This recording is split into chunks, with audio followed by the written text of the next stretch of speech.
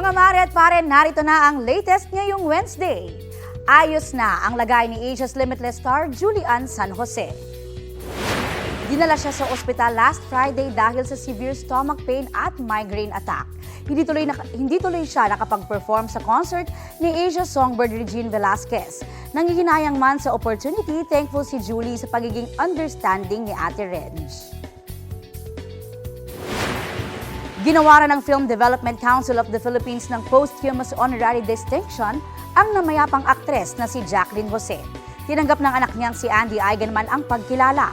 Kabilang naman sa parangal ng Sining Lifetime Achievement Awardees ang veteran actress na si Butch Anson Rodrigo at si Gloria Romero. Si Butch Francisco ang tumanggap sa award ni Gloria. Host ng event si Alden Richards at kabilang sa performer ang sparkle singer na si Aisel Santos.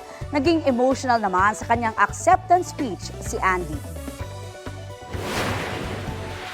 Masakit pa po sa akin na ako ang makakatanggap nito para sa kanya, pero sigurado po ako na nakangiti po siya ngayon sa langit. She deserves this award. Kapuso, para sa mga maiinit na balita, mag-subscribe sa GMA Integrated News sa YouTube. Sa mga kapuso naman abroad, subaybayan nyo kami sa GMA Pinoy TV at sa www.gmanews.tv.